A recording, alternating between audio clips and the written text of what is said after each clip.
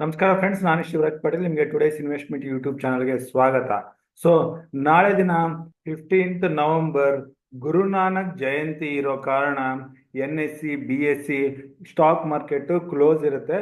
ನಾವು ಡೈರೆಕ್ಟ್ ಆಗಿ 16th 17th weekend ನಂತರ 18th ನವೆಂಬರ್ ನಿಫ್ಟಿ ಓಪನ್ ಆಗುತ್ತೆ. ಸೊ ಅವತ್ತಿನ ದಿನ select mid cap monthly expiry ಇರುತ್ತೆ. ಅದ್ರ ಜೊತೆಗೆ ಬ್ಯಾಂಕ್ ಎಕ್ಸ್ಪೈರಿ ಕೂಡ ಇರುತ್ತೆ. ಇನ್ನು 19th November finance Nifty expiry ಇರುತ್ತೆ. ಅದ್ರ ಜೊತೆಗೆ ಬ್ಯಾಂಕ್ ನಿಫ್ಟಿ ಎಕ್ಸ್ಪೈರಿ ಕೂಡ 19th ನವೆಂಬರ್ ಇರುತ್ತೆ. ಕಾರಣ 20th ನವೆಂಬರ್ ಮಹಾರಾಷ್ಟ್ರ ಎಲೆಕ್ಷನ್ ಇರೋ ಸಲುವಾಗಿ ಮಾರ್ಕೆಟ್ ಕ್ಲೋಸ್ ಇರುತ್ತೆ. ಅದಾದ್ಮೇಲೆ 21st November Nifty weekly expiry ಇರುತ್ತೆ. ಹಾಗೂ 22nd ನವೆಂಬರ್ ಶುಕ್ರವಾರದ ದಿನ ಸೆನ್ಸೆಕ್ಸ್ ಎಕ್ಸ್ಪೈರಿ ಇರುತ್ತೆ. ಸೊ ನೆಕ್ಸ್ಟ್ ವೀಕ್ ಕೂಡ ಓನ್ಲಿ 4 days ಟ್ರೇಡಿಂಗ್ ಇರ್ತವೆ. ಸೊ ನಾವು 15th ನವೆಂಬರ್ ಹಾಲಿಡೇ ಇರೋ ಕಾರಣ 15th November US market closing ನೋಡಿದ್ಮೇಲೆ ಗಿಫ್ಟ್ ನಿಫ್ಟಿ ಕ್ಲೋಸಿಂಗ್ ಯಾವ ಲೆವೆಲ್ ಅಲ್ಲಿ ಬರುತ್ತೆ ಅಂತ 18th ನವೆಂಬರ್ ಹಾಗೂ 19th ನವೆಂಬರ್ ಟ್ರೇಡಿಂಗ್ ವಿಡಿಯೋ ತಗೊಂಡ್ ಬರ್ತೇನೆ. ಅದಾದ್ಮೇಲೆ 20th ನವೆಂಬರ್ ಮಹಾರಾಷ್ಟ್ರ ಎಲೆಕ್ಷನ್ ಸಂಬಂಧಪಟ್ಟಂಗೆ ನಾವು 21st ಹಾಗೂ 22nd ನವೆಂಬರ್ ಯಾವ ರೀತಿ ಟ್ರೇಡ್ ಮಾಡಬಹುದು ಅಂತ 20th ನವೆಂಬರ್ ಸಪರೇಟ್ ವಿಡಿಯೋ ತಗೊಂಡ್ ಬರ್ತೀನಿ. ಇನ್ನು ಇವತ್ತಿನ ದಿನ 14th ನವೆಂಬರ್ ನಿಫ್ಟಿ ವೀಕ್ಲಿ ಎಕ್ಸ್ಪೈರಿನಲ್ಲಿ ನಾವು ಪ್ರೀವಿಯಸ್ ವಿಡಿಯೋದಲ್ಲಿ ಹೇಳ್ತಾ ಬಂದಿದ್ದೆ, 2 ದಿನದ ಸತತವಾದ ಕರೆಕ್ಷನ್ ನಂತರ ಮಾರ್ಕೆಟ್ ಸೈಡ್ ವೇಸ್ ತನ್ನ 200 ಡೇ ಮೂವಿಂಗ್ ಆವರೇಜ್ ಹತ್ರನೇ ಟ್ರೇಡ್ ಆಗ್ಬೋದು ಅಂತ. ಸೊ ನಿಫ್ಟಿ ತನ್ನ 200 ಡೇ ಮೂವಿಂಗ್ ಆವರೇಜ್ ಹತ್ರನೇ ಟ್ರೇಡ್ ಆಗಿ 23,532 ಹತ್ರ ಕ್ಲೋಸಿಂಗ್ ನ ಕಂಡಿದೆ. ಸೊ ಈ ಕ್ಲೋಸಿಂಗ್ ಫ್ಲಾಟ್ ಕ್ಲೋಸಿಂಗ್ ಆದ್ರೂ ಕೂಡ ಆಕ್ಚುಲಿ ನೋಡೋದಾದ್ರೆ ಇಲ್ಲಿ -26.2 ನೆಗೆಟಿವ್ ಕ್ಲೋಸ್ ನಿಫ್ಟಿನಲ್ಲಿ ಬಂದಿದೆ.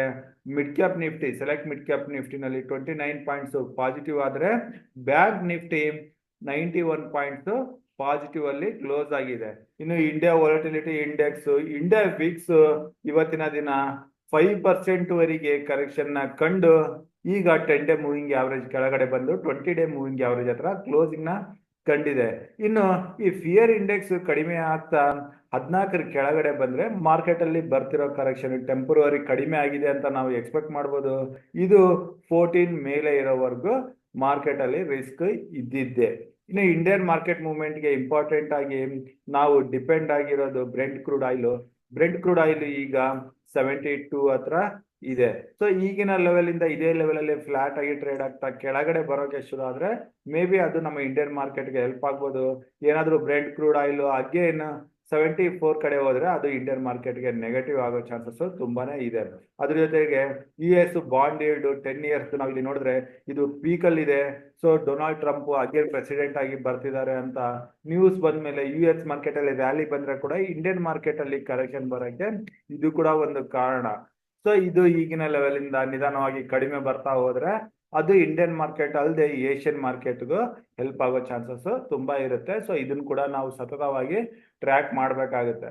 ಇನ್ನು ರುಪಿ ವ್ಯಾಲ್ಯೂ ಅಗೇನ್ಸ್ಟ್ US ಡಾಲರ್ನ ನೋಡಿದ್ರೆ ಇಲ್ಲಿ ನೀವು ನೋಡ್ಬೋದು, ಟ್ರಂಪ್ ಪ್ರೆಸಿಡೆನ್ಸಿ ಎಲೆಕ್ಷನ್ ಬಂದಾಗಿಂದ ರುಪಿ ಸತತವಾಗಿ ಹೆಚ್ಚಾಗ್ತಾ ಹೋಗಿದೆ. ಸೊ ಇದು ಕೂಡ ಇಂಡಿಯನ್ ಮಾರ್ಕೆಟ್ ಕರೆಕ್ಷನ್ಗೆ ಕಾರಣ ಅಂತ ಹೇಳ್ಬೋದು. ಇದ್ರಲ್ಲಿ ಕೂಡ ಬರ್ತಿರೋ ಮೂಮೆಂಟಮ್ ಸ್ಲೋ ಡೌನ್ ಆಗ್ತಾ ಹೋದ್ರೆ ಅದು ಇಂಡಿಯನ್ ಮಾರ್ಕೆಟ್ಗೆ ಹೆಲ್ಪ್ ಆಗೋ ಚಾನ್ಸಸ್ ಇರುತ್ತೆ. ಸೊ ಇದು ಏನಾದ್ರು 85 ಮೇಲೆ ಹೋದ್ರೆ ಅಗೇನ್ ಅದು ಇಂಡಿಯನ್ ಮಾರ್ಕೆಟ್ ಅಲ್ಲಿ ರಿಕವರಿ ಬಂದ್ರೆ ಕೂಡ ಕರೆಕ್ಷನ್ ಬರೋಕೆ ಕಾರಣ ಆದ್ರೂ ಆಗ್ಬೋದು. ಸೊ ಈ ಎಲ್ಲಾ ಪ್ಯಾರಾಮೀಟರ್ ಗಳ ಜೊತೆಗೆ FIs ಸತತವಾದ ಸೆಲ್ಲಿಂಗ್ ಇಂಡಿಯನ್ ಮಾರ್ಕೆಟ್ ಕರೆಕ್ಷನ್ ಬರೋಕೆ ಕಾರಣ ಆಯ್ತು. ಈಗ ನಿಫ್ಟಿ ತನ್ನ ಹೈಯಿಂದ 10% ಕರೆಕ್ಷನ್ ಕಂಡು 200 ಡೇ ಮೂವಿಂಗ್ ಆವರೇಜ್ ಹತ್ರ ಈಗ ಕ್ಲೋಸಿಂಗ್ ನ ಕಂಡಿದೆ. ಸೊ ಈ ಕರೆಕ್ಷನ್ ಇನ್ನು ಮುಂದುವರಿಬೋದಾ ಇಲ್ಲ ಅಂತ ಶುಕ್ರವಾರದ US ಮಾರ್ಕೆಟ್ ಕ್ಲೋಸಿಂಗ್ ಹಾಗೂ ಗಿಫ್ಟ್ ನಿಫ್ಟಿ ಕ್ಲೋಸಿಂಗ್ ನ ನೋಡಿ ಆಪ್ಷನ್ ಚೈನ್ ಡೇಟಾ ಹೇಗಿದೆ ಅಂತ ರಿವ್ಯೂ ಮಾಡಿ ನಾವು ನೆಕ್ಸ್ಟ್ ವೀಕ್ ಟ್ರೇಡಿಂಗ್ ಲೆವೆಲ್ಸ್ ನ ಐಡೆಂಟಿಫೈ ಮಾಡೋಣ.